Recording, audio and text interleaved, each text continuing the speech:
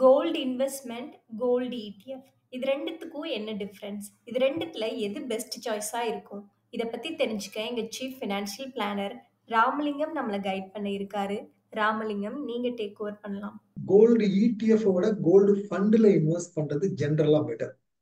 ஏன்னா இடிஎஃப்ல impact cost அப்படின்றது இருக்கும். இம்பாக்ட் காஸ்ட் அப்படின்னா நீங்க அதை செகண்டரி மார்க்கெட்ல வாங்குவீங்க. செகண்டரி மார்க்கெட்ல வாங்கும்போது அங்க ஒரு brokerage வந்து உங்களுக்கு வந்து போகும். பிளஸ் வந்து ஏற்கனவே இடிஎஃப் வச்சிருக்கிற ஒருத்தர்கிட்ட இருந்து தான் நீங்க வாங்க முடியும். புதுசா இடிஎஃப் யூனிட்ஸ் மார்க்கெட்ல கிரியேட் ஆகாது. அப்போ இடிஎஃப்ஸ்க்கான ட்ரேடிங் தின்னா இருக்கிறதுனால அதோட ஆக்சுவல் வேல்யூக்கும் பிரைஸுக்கும் டிஃபரன்ஸ் வந்து இருக்கும். அதனால நீங்க இம்பாக்ட் காஸ்ட் அவாய்ட் பண்றதுக்காக கோல்டு ஃபண்ட்ல இன்வெஸ்ட் பண்றது பெட்டர். கோல்டு ஃபண்ட்ல இன்வெஸ்ட் பண்ணி டேரக்டாவே மியூச்சுவல் ஃபண்ட்ல அப்ளை பண்ணி வாங்குறீங்க. மியூச்சுவல் ஃபண்ட்லயே நீங்க ரெடீம் பண்ணிக்கிறீங்க.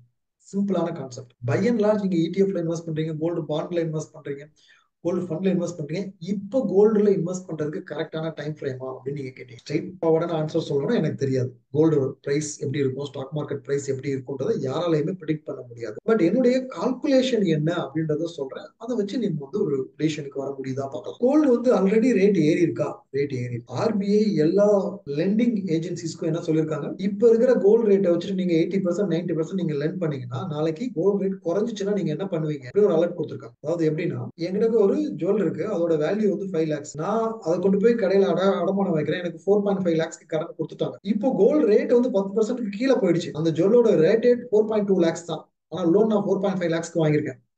இப்ப நான் போய் வந்து அந்த ஜுவல்ல திருப்பணும்னு நினைப்பேனா, இல்ல இந்த 4.5 lakhs இருந்துட்டே இருக்கணும் அப்படின்னு சொல்லிட்டு நான் திரும்ப ரீபே பண்ணாம விட்டுருவேன். ரீபே பண்ணாம இருக்கிறதுக்கான வாய்ப்பு தான் அதிகமா இருக்கு. ஏன்னா அவங்க 4.5 lakhs அவங்க கொண்டு போய் திரும்ப கொடுக்கறதுக்கு 4.5 lakhs கொண்டு போய் வந்து மார்க்கெட்ல கோல்டு வாங்கினாங்கன்னா இப்ப அதிகமா வாங்க முடியும். ஏன்னா ரேட் குறைஞ்சிருச்சு. இதை வந்து ஆர்பிஐ அனௌன்ஸ் பண்றாங்க அப்படின்னா என்ன அர்த்தம்? கோல்டு ஆல்ரெடி ஓவர் ஹீட்டா இருக்கு அப்படின்றது அர்த்தம். அதனால இதை ஒரு ஆப்பர்ச்சுனிட்டியா பார்த்து நம்ம கோல்டுல இன்வெஸ்ட் பண்ணணுமா அப்படின்னா இல்ல. தவிரவும் லாங் டேர்ம்ல கோல்டு என்ன ரிட்டர்ன்ஸ் கொடுத்துருக்கு, 30 இயர்ஸ் டைம் ஃப்ரேம்ல எடுத்து பாத்தீங்க அப்படின்னா கோல்டு வந்து அரௌண்ட் 9% இருக்கு. 9% சூப்பர் ரிட்டர்னா இருக்கு அப்படின்னு நீங்க நினைக்கலாம். But 9% over period of 30 years நீங்க எடுத்து பாத்தீங்கன்னா ரொம்ப கம்மியான ரிட்டர்ன். ஏன்னா இந்த 30 இயர்ஸ்ல ஒரு 15 இயர்ஸ்க்கு முன்னாடி 20 இயர்ஸ்க்கு முன்னாடி இன்ட்ரெஸ்ட் ரேட் என்ன இருந்துச்சு? பிபிஎஃப் 12% கொடுத்துட்டு இருந்துச்சு, எம்ஐஎஸ் 12% கொடுத்துருச்சு. அந்த டைம் ஃப்ரேமுக்கும் சேர்த்து உங்களுக்கு 9% தான் ரிட்டர்ன் கொடுத்துருக்கு கோல்டு. ஸோ அதனால கோல்டு வந்து ஒரு இன்ஃபிளேஷன் மீட்டிங் அசட்டா இருக்கலாமே ஒழிய இன்ஃபிளேஷன் பீட்டிங் அசட்டா இருக்காது. அதுலயும் அப்ஸ் அண்ட் டவுன்ஸ், வாலட்டிலிட்டி இதெல்லாமே உங்களுக்கு இருக்கும். அதனால கோல்டு நீங்க வந்து ஒரு ஆப்பர்ச்சுனிட்டியை இப்ப பார்த்து அதிகமா இன்வெஸ்ட் பண்ணலாம்.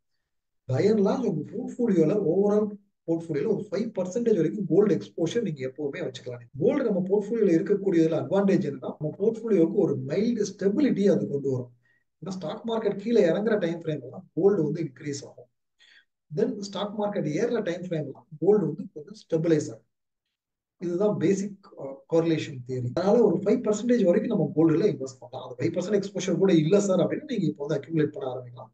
ஆல்ரெடி மோர் தென் 5% இருக்கு சார் அப்படின்னா நீங்க அடிஷனலா இப்போ கோல்டுல இன்வெஸ்ட் பண்ண வேண்டியது இல்லை. உங்களுக்கு இந்த டாபிக்லயோ ஆர் வேற ஏதாவது இன்வெஸ்ட்மெண்ட் ரிலேட்டட் டாபிக்ஸ்லயோ டவுட்ஸ் இருந்தா எங்க ஃபினான்ஷியல் எக்ஸ்பர்ட்ஸ் கூட டைரக்ட் அப்பாயின்மெண்ட் புக் பண்ணிக்கலாம். அப்பாயின்மெண்ட்கான லிங்க் டெஸ்கிரிப்ஷன்ல இருக்கு, செக் பண்ணிக்கோங்க. ஆல்சோ ஃபைனான்ஸ் அண்ட் இன்வெஸ்ட்மெண்ட் பத்தி இன்னும் நல்லா தெரிஞ்சுக்கணும்னா எங்க லைவ் வெபினார் ஜாயின் பண்ணிக்கோங்க.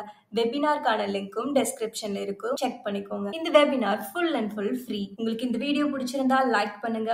ஃபைனான்ஸ் பத்தி தெரிஞ்சுக்கணும்னு நினைக்கிற உங்க ஃப்ரெண்ட்ஸ் அண்ட் ஃபேமிலிக்கு ஷேர் பண்ணுங்க. ஆல்சோ மறக்காம சப்ஸ்கிரைப் பண்ணிக்கோங்க.